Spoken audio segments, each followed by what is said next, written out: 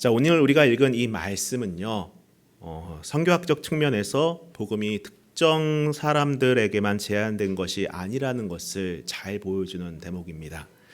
이 복음이 유대인만을 위한 것이 아니라 유대인을 넘어 이방인을 향한 것이며 이방인을 향한 선교의 첫 출발점이다라고 여겨지는 내용이 바로 오늘 우리가 읽은 성경 내용입니다. 특별히 나중에 보시면 알겠지만은 내가 참으로 하나님은 사람을 외모로 보지 않으시고 각 나라 중 하나님을 경외하며 의를 행하는 사람은 다 받으시는 줄로 깨달았도다라는 베드로의 고백이 나와요. 이 고백은 하나님의 구원 계획이 시간과 공간을 초월해서 온 열방을 향해 열려 있음을 방증하고 있습니다. 그리고 오늘 우리를 향해 주님께서는 베드로가 그랬던 것처럼 이 사명을 감당하길 원하고 계시다는 거예요. 물론 우리에게 복음 전함의 사명이 있다, 또 세계와 열방으로 나아가자라는 구호와 함께 또 그것을 외친다고 해서 내가 그 사명을 감당할 수 있는 것은 물론 아닙니다. 외친다고 해서 다 되는 건 아니지 않습니까? 자, 그러면 우리에게 무엇이 필요할까요? 어떻게 하면 내 안에 이러한 열정이 회복되어 열방을 향한 사명을 감당하려는 그러한 동기가 우리에게 부여가 되겠습니까? 오늘 본문의 핵심되는 인물인 베드로와 고넬료를 통해 몇 가지를 여러분과 함께 이에 대해서 묵상해 보려고 합니다. 자, 먼저 이 말씀에 들어가기 앞서서 우리 마음에 한 가지 담아두어야 할 것이 있습니다. 바로 마태복음 22장에 기록된 예수님을 시험하기 위해 질문한 한 율법학자의 질문 내용이라는 거예요. 이때 율법학자는 예수님에게 이런 질문을 합니다. 가장 큰 율법이 무엇입니까? 여러 가지 율법이 있는데 그중 가장 으뜸이 되고 가장 중요한 율법이 무엇입니까? 라는 질문을 합니다. 이에 대해서 예수님께서 이렇게 답하시죠. 마태복음 22장 37절부터 보면은 예수께서 이르시되 내 마음을 다하고 목숨을 다하고 뜻을 다하여 주 너의 하나님을 사랑하라 하셨으니 이것이 크고 첫째 되는 계명이요 둘째도 그와 같으니 내 이웃을 내 자신같이 사랑하라. 물론 율법의 우선순위를 질문한 율법사는 순수한 동기로 질문한 것은 아니었어요. 단순히 어떤 율법이 가장 중요하고 덜 중요한지 궁금해서 물어본 것이 아니라 당시 율법학자들의 일은 무엇이었냐면 늘 율법 놓고 논쟁을 하는 것이었습니다. 이게 중요하다, 저게 중요하다. 좀 안타까운 비유긴 하지만은 저는 가끔 그런 생각을 해요. 국회의원들이 참 많이 계시지만은 모두가 그렇다는 건 아닌데 민생을 외치는데 이 법이 중요하다, 저 법이 중요하다 이렇게 서로 주장하기보다는 정말 필요한 것들을 실행해내는 게 더 중요하지 않겠습니까? 마찬가지로 여러분 보세요. 율법학자들의 가장 중요한 것은 많은 사람들이 하나님의 말씀에 따라 살아내는 것을 도와야 되는 거예요. 그러나 그들의 역할은 이 당시만 하더라도 어땠느냐 하면은 다툼이었습니다. 서로 팔을 나누고 집단을 이루어서 이 율법이 가장 중요하다, 저 율법이 가장 중요하다. 그게 뭐가 중요한데요? 근데 그걸 놓고 싸웠다는 것입니다. 그리고 그에 발맞춰서 예수님께 이러한 질문을 했다는 것은 어떤 의도가 있었느냐 하면은 이러한 논쟁에 누구를 끌어들이려고 했느냐? 바로 예수님을 끌어들이려고 했다라는 겁니다. 당시 율법은요, 그 이스라엘 사람이 만들어 놓은 율법에는 총 365개의 부정 명령과 248개의 긍정 명령이 있었어요. 하지 말라는 명령이 365개, 그리고 하라는 명령이 248개. 엄청나게 많죠. 도합 613개의 율법 가운데에 뭐가 중요하냐? 이걸 갖고 다투고 있었던 것입니다. 근데 우문현답이라는 말이 있는 것처럼 예수님께서 그러한 질문을 받았을 때 뭐라고 답하셨습니까? 이게 중요해, 저게 중요해, 이게 우선순위야 이렇게 말씀하지 않으셨어요. 오늘 제가 앞서 말씀드렸다시피 뭐라고 말씀하십니까? 바로 하나님을 사랑하는 것, 그리고 내 이웃을 내 자신같이 사랑하는 것, 그게 중요하다. 율법의 정신, 율법의 가치가 중요하다라는 거예요. 사실 법도 그렇지 않습니까? 법도 중요한 것은 뭘 지키느냐, 뭘 지키지 않느냐 이게 중요한 게 아니라 그 법의 정신, 그게 왜 세워졌으며 무엇을 위한 것인지를 먼저 이제 정의를 내리고 하는 것이 가장 중요하지 않겠냐고요. 자, 아무튼 여기서 하나님을 사랑하라는 것은 어렴풋이 알 것 같아요. 뭐 예배를 잘 드리고 말씀 묵상하고 그 기도하고 정말 말씀 가운데 거하면서 신실하게 살아가는 것, 이게 살아가는 것이 아닐까, 이런 생각 어렴풋이 가질 수 있는데, 내 이웃을 내 자신같이 사랑하라, 이 말씀은 감이 안 온다는 거예요.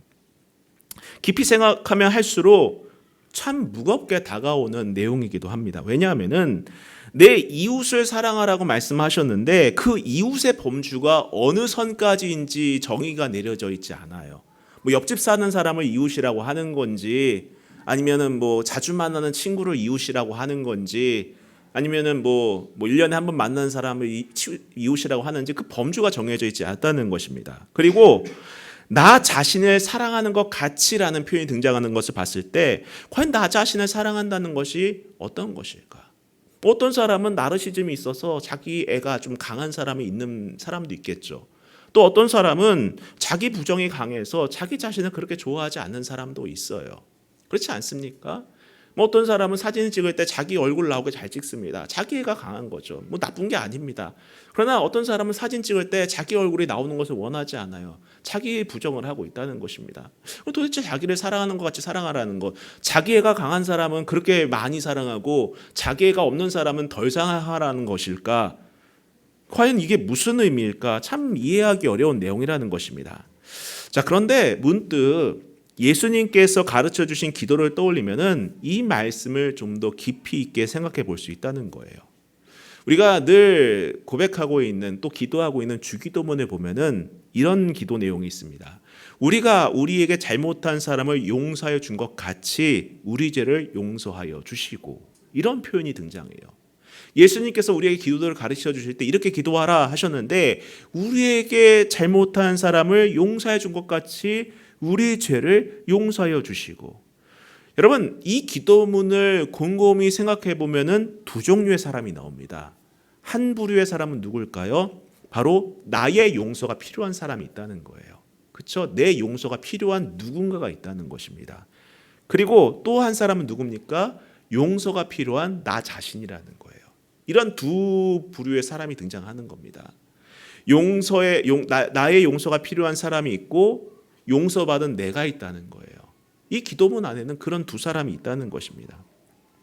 자, 이런 맥락에서 본다면 예수님께서 말씀하신 내 이웃을 내 자신같이 사랑하라는 말은 바꿔 말하면은 내 이웃을 내 자신이 용서받은 것처럼 용서하라는 말로 재해석할 수도 있다는 거예요. 여러분, 제가 이 말씀을 신중하게 드리는 이유는 바로 오늘 본문 내용과 직결되어 있기 때문입니다. 사실 오늘 본문에 등장하는 베드로와 고넬료는 아무런 연관이 없는 사람들이었어요. 만나야 이유가 전혀 없는 그런 사람이었습니다. 왜냐하면은 먼저 인종이 달랐습니다. 베드로는 유대인이었어요. 베드로는 유대인이었고 고넬료는 이방 사람이었습니다. 전혀 뭐 오늘날에도 뭐 외국 사람하고 이렇게 선뜻 말을 섞기 어렵지 않습니까? 이 당시는 더 심했다는 거죠. 전혀 서로가 어떤 교류나 교제를 할 어떤 근거가 없었던 시절이었다는 것입니다.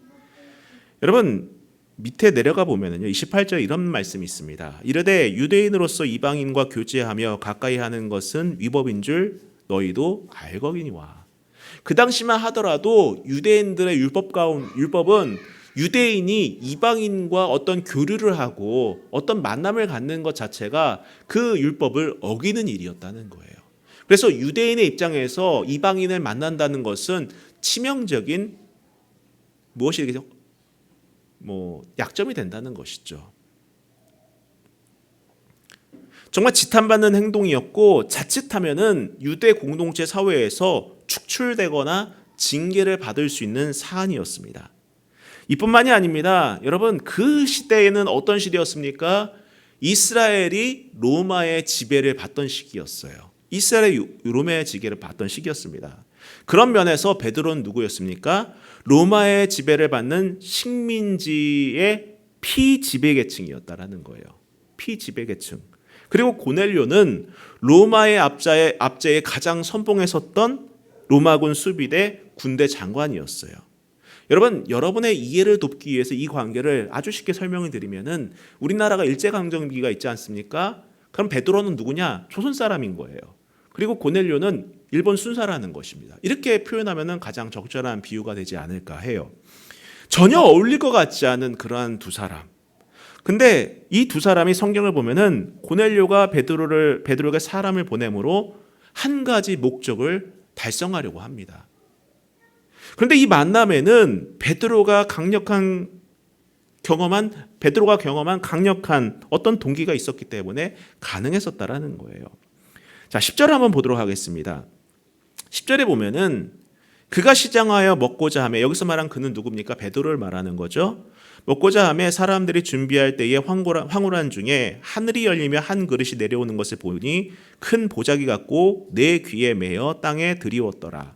안에는 땅에 있는 각종 네 발 가진 짐승과 기는 것과 공중에 나는 것들이 있더라. 또 소리가 있으되 베드로야 일어나 잡아먹으라 하거늘 베드로가 이르되 주여 그럴 수 없나이다. 속되고 깨끗하지 아니한 것을 내가 결코 먹지 아니하였나이다 한데, 또 두 번째 소리가 있으되 하나님께서 깨끗하게 하신 것을 내가 속되다 하지 말라 하더라. 이런 일이 세 번 있은 후 그 그릇이 곧 하늘로 올려져 가니라. 자, 처음 이 환상을 경험한 베드로는 이 의미가 무엇인지를 이해할 수 없었습니다. 아니, 먹으라 했는데 내려온 것이 보니까는 유대인들에게 있어서 먹지 말아야 할 것들, 성경의 율법상 먹지 말아야 할 부정한 짐승들이 그 안에 있었다는 거예요. 그러니까 베드로는 거절합니다. 하나님, 저는 이 부정한 짐승들을 먹을 수 없습니다. 저는 유대인입니다. 저는 지금까지 하나님의 그 율법을 지키며 살아왔고 그 하나님께서 정하신 그 부정한 짐승을 나는 먹을 수 없습니다. 저는 제 신앙을 지키겠습니다 라고 했는데, 하나님께서 뭐라고 말씀하신 거예요? 내가 깨끗하다라고 한 것, 내가 괜찮다라고 한 것을 너가 속되다, 정말 부정하다라고 그렇게 말하지 말아라. 이런 환상을 베드로가 경험했던 것입니다. 그러나 베드로는 의문이 있었어요. 아니, 이게 도대체 무슨 의미일까? 왜 하나님께서는 부정한 짐승을 내게 보내셔서 먹으라고 하고 내가 거절하니까 왜 그것을 너가 부정하다고 말을 하느냐? 나는 깨끗하게 했다. 왜 그걸 너가 거절하느냐? 도대체 이게 무슨 뜻일까라고 고민했는데 그게 그리 오래가지 않았다는 거예요. 왜입니까? 바로 백부장 고넬료가 보낸 사람들을 만났기 때문이었다는 것이죠. 자, 19절부터 보겠습니다.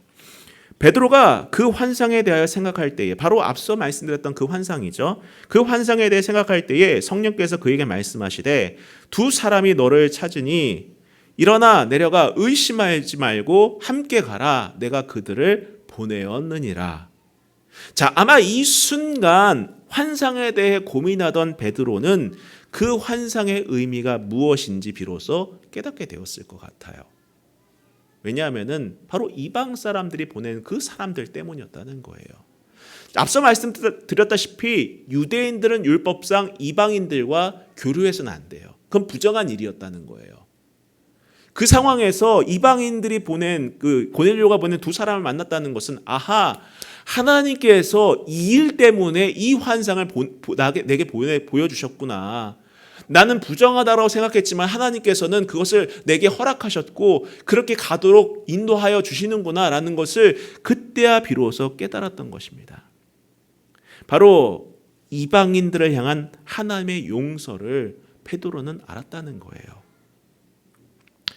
예수님께서 피 흘리심으로 지불한 용서는 비단 베드로나 유대인들에게만 제한된 사건이 아니었다는 것이죠.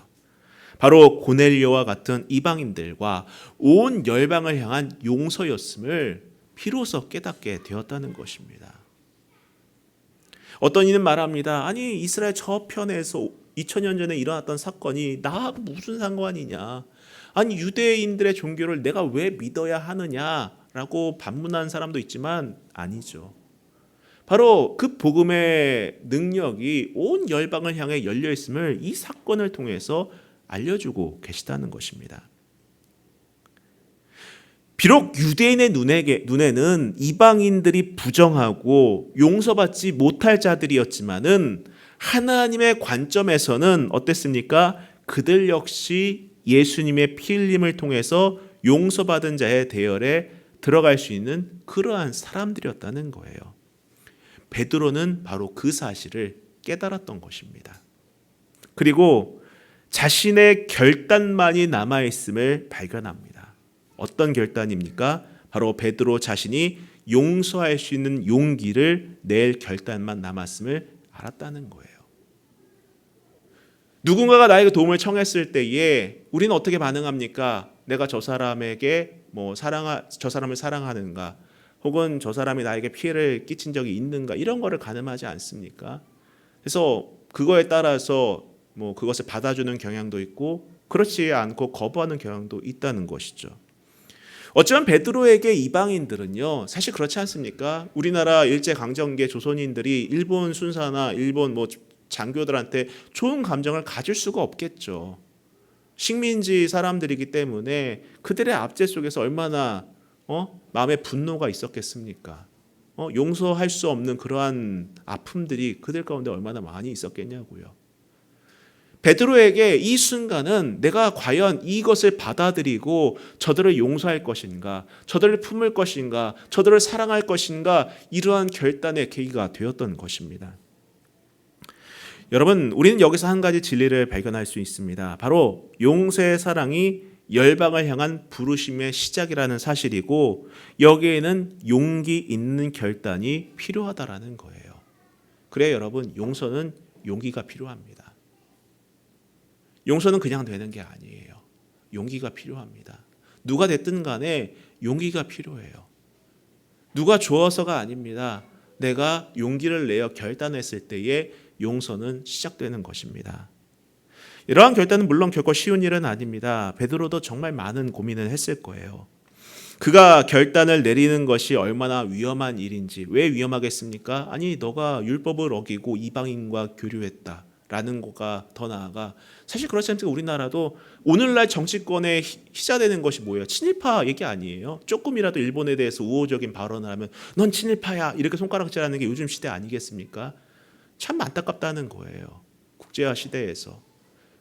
그런 것처럼 베드로가 만약에 이 고넬료에게 가까이 갔으면은 너는 친러파야, 친로마파야, 이렇게 손가락질을 하지 않았겠냐고요. 민족의 반역자야, 이렇게 손가락질하고 단죄하고 정말 매도해서 매장시키지 않겠습니까? 이런 거를 베드로가 몰랐겠냐고요.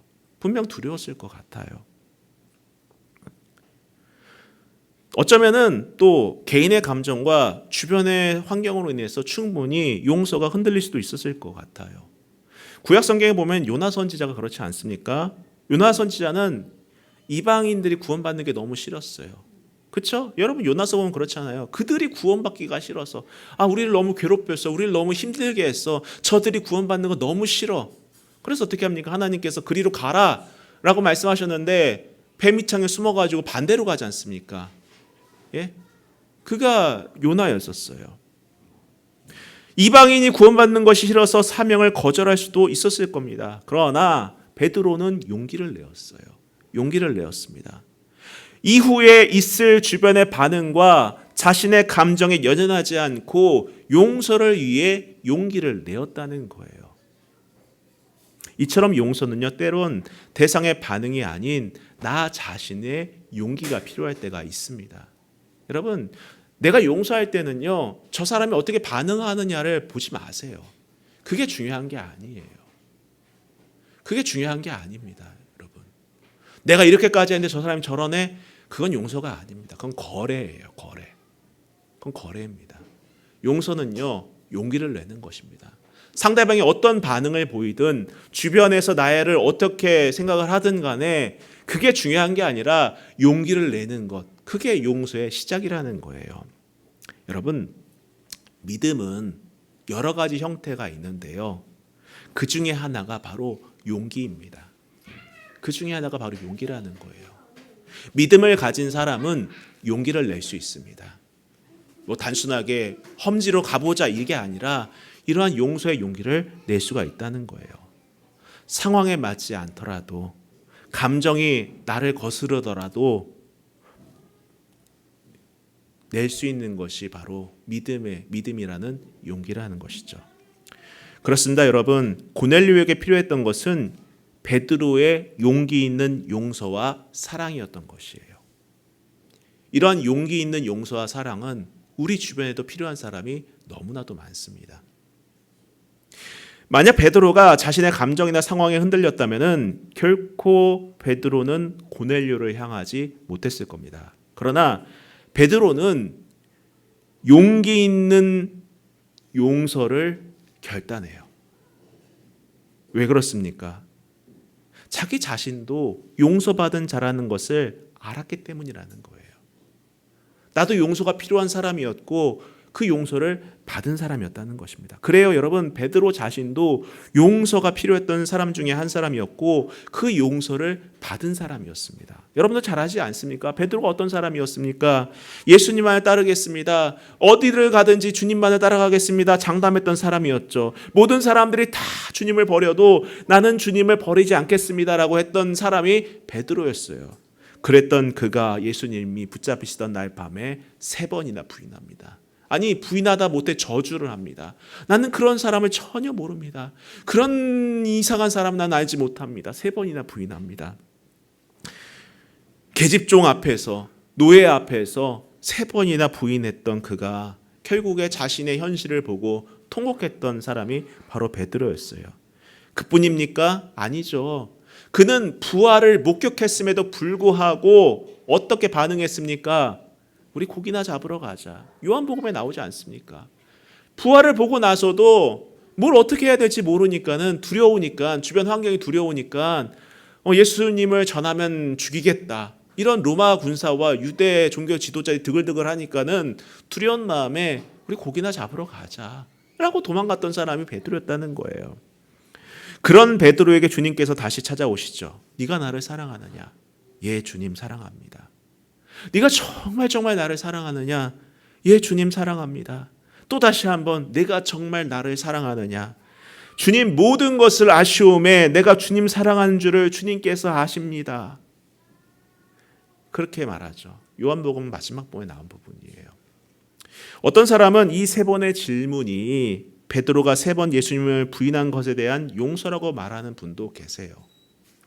어찌됐든 간에 여러분, 베드로 역시도 용서를 받은 사람이었어요. 그렇게 내 본인도 나에게 용서가 필요했던 사람이었고 나는 용서받은 사람이었고 그래서 내가 다른 사람도 용서할 수 있다라는 것입니다.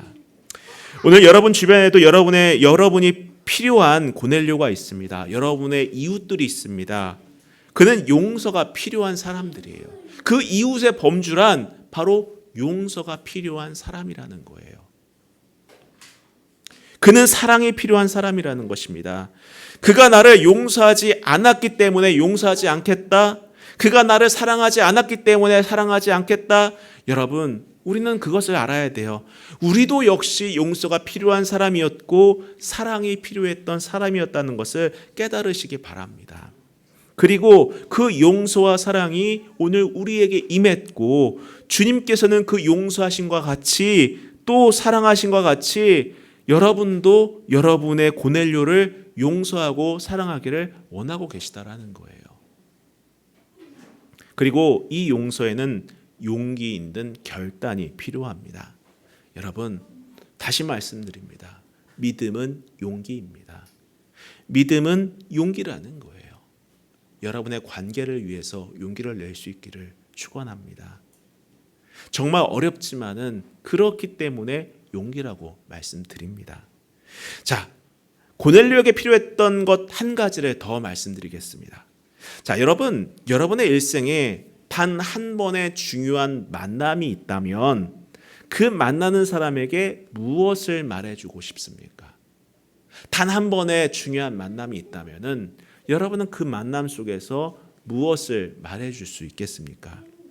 그저 그냥 면식으로 인사치레만 하겠습니까? 뭐 아파트에서 엘리베이터에서 사람 만났을 때 안녕하세요. 윗집 사람이시군요. 아랫집 사람이시군요. 뭐 인사하면서 지나가겠습니까? 요즘 인사도 잘 안 하지만은 뭐 그렇게 지나가겠습니까? 아니면은 그냥 모른 척 하겠습니까? 먼 사람 보고 거울 보고 핸드폰 보고 스마트폰 보면서 그렇게 모른 척 하겠습니까? 여러분, 세상의 기준으로 바라본다면은요, 고넬료는 꿀릴 게 없는 사람이었어요. 그렇죠? 사실 여러분, 베드로와 고넬료 이 두 사람을 그냥 세상적인 기준으로 놓고 보면은요, 베드로가 감히 접근도 못할 사람이죠. 그렇죠? 감히 적금도 못할 사람이죠. 고넬료는 베드로에 비해서 꿀릴 게 전혀 없는 사람이었습니다. 부족할 게 없는 사람이었어요. 사회적인 지위나 권력이나 모든 면에 있어서 그는 전혀 꿀릴 것이 없는 사람이었습니다. 다시 말씀드리지만 그는 지배계층이었습니다. 가이사랴가 주둔한 로마 군대의 수비대장이었어요. 그러나 그의 마음은 공허했다는 거예요. 공허했다는 것입니다. 이방 우상들과 세상의 자랑에 신물이 났던 것이죠. 그래서 그는 간절히 하나님을 찾습니다. 하나님을 찾아보려고 여러 선행도 합니다. 그러나 그럼에도 불구하고 그의 마음 가운데는 무언가 허전함이 있었다는 거예요. 여러분, 우리가 읽은 성경 가운데 2절을 다시 보도록 하겠습니다.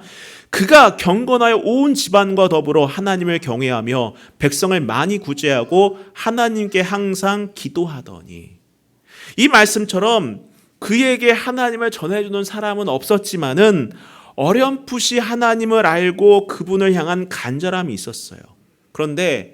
그러나 그 어느 누구도 이 고넬료에게 하나님을 전해주는 사람이 없었다는 거예요. 그래요. 고넬료에게는 하나님에 대해 알게 해줄 사람이 필요했던 것입니다. 자, 그러는 가운데에 하나님의 인도하심으로 베드로를 만납니다. 그리고 베드로는 고넬료에게 말하죠. 여러분, 그것이 바로 오늘 우리가 읽지는 않았지만 34절부터 내용입니다. 한번 성경을 열어보시기 바랍니다. 자, 34절부터 제가 읽어드리도록 하겠습니다. 베드로가 입을 열어 말하되 내가 참으로 하나님은 사람의 외모를 보지 아니하시고 각 나라 중 하나님을 경외하며 의를 행하는 사람은 다 받으신 줄 깨달았도다.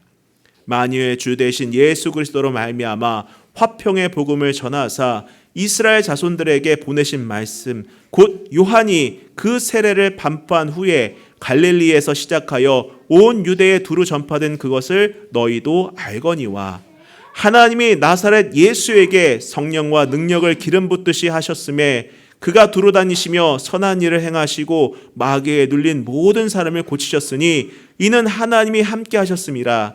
우리는 유대인의 땅과 예루살렘에서 그가 행하신 모든 일의 증인이라. 그를 그들이 나무에 달아 죽였으나 하나님이 사흘 만에 다시 살리사 나타내시되 모든 백성에게 하신 것이 아니요 오직 미리 택하신 증인 곧 죽은 자 가운데서 부활하신 후 그를 모시고 음식을 먹은 우리에게 하신 것이라. 우리에게 명하사 백성에게 전도하되 하나님이 살아있는 자와 죽은 자의 재판장으로 정하신 자가 곧 이 사람인 것을 증언하게 하셨고 그에 대하여 모든 선지자도 증언하되 그를 믿는 사람들이 다 그의 이름을 힘입어 죄의 사함을 받는다 하였느니라. 자, 그렇습니다. 여러분, 고넬료에게 필요했던 것은 바로 이 복음이었다는 거예요. 이 복음이었다는 것입니다. 그 공허함을 채울 수 있는 유일한 복음, 예수 그리스도 복음이었다는 거예요. 여러분 주변에도 있습니다. 아, 저 사람에게는 부족할 것이 없어 보여. 저 사람에게는 정말 뭐 모든 게 다 풍족해 보여. 근심이 없어 보여. 라고 해도 그 사람도 역시 예수가 필요하다는 거예요. 복음이 필요하다는 것입니다. 우리 인생의 길과 진리 되시며 생명의 구원자이자 사람의 형상으로 이 땅에 오신 바로 그 하나님 예수 그리스도입니다. 그 예수님의 복음이 우리 주변의 많은 고넬료에게 필요하다는 사실을 여러분 기억하시길 바라요. 여러분 만나는 사람에게 복음을 전할 수 있는 용기를 얻기를 원합니다. 예수가 필요하다는 것을 알려주시길 원합니다. 굳이 교회로 데려오라는 게 아니에요. 여러분이 여러분의 삶을 살아내면서 정말 복음을 증언하고 그 마음 가운데 예수 복음이 들어갈 수 있게끔 정말 전할 수 있는 전달자 역할을 잘 감당할 수 있기를 바랍니다. 이제 여러분들을 필요로 하는 고넬료가 여러분의 주변에 있다는 것을 인지하시길 바랍니다. 여러분을 애타게 기다리는 바로 고넬료, 여러분은 그 고넬료와 단 한 번의 만남 가운데에 무엇을 전해주시겠습니까? 여러분, 세상의 즐거움입니까? 아니면 인생에서 뭐 세상적인 성공을 맛보는 방법입니까? 예수 외에는 여러분 진리가 없습니다. 인생에는 해답이 없어요. 예수 외에는 다른 해답이 없다는 거예요. 자, 오늘 성경을 보면 놀랍게도 이 복음의 진리가 전파된 고넬료 가정에 성령이 임하는 것을 보게 됩니다. 자, 44절부터 읽고 마치도록 하겠습니다. 베드로가 이 말을 할 때에 성령의 말씀 듣는 모든 사람에게 내려오니, 이 말이란 뭐예요? 예수 복음을 전한 거예요. 예수 복음을 전했는데 이 말을 할 때에 성령이 말씀 듣는 모든 사람에게 내려왔다는 것입니다. 그러면서 45절, 베드로와 함께 온 할례를 받은 신자들이 이방인들에게도 성령 부어 주심으로 말미암아 놀라니 이는 방언을 말하며 하나님 높임을 들음이러라. 이에 베드로가 이르되 이 사람들이 우리와 같이 성령을 받았으니 누가 능히 물로 세례를 베품을 금하리요 하고 명하여 예수 그리스도의 이름으로 세례를 베풀라 하니라. 비록 이방인이었고 사회적인 분위기에선 교제와 교류를 할 수 없는 입장이었지만은 이 세례를 베풀므로 이들은 어떻게 해요? 한 형제고 한 자매가 되었음을 선포하고 있는 거예요. 믿음 안에 한 형제가 된 것입니다. 원수였는데 믿음 안에 사랑의 관계가 되었다는 거예요. 이게 복음의 능력입니다. 이게 구원의 능력이라는 거예요. 사랑하는 성도 여러분, 여러분의 인생의 회복과 진정한 열정을 맛보고 싶습니까? 다시금 이 마음이 불타오르고 싶습니까? 여러분이 필요한 고넬료에게 다가설 수 있기를 바랍니다. 여러분이 필요한 고넬료가 분명 여러분 주변에 있어요. 그러면서 여러분 스스로도 나도 용서가 필요했던 사람이라는 것을 깨닫고 그 고넬료에게 용서할 수 있는 용기를 가져보시기 바랍니다. 그리고 더 나아가 여러분이 필요한 고넬료에게 예수 그리스도의 복음을 전할 수 있기를 주님의 이름으로 축원합니다. 우리 같이 찬양하고 기도하겠습니다.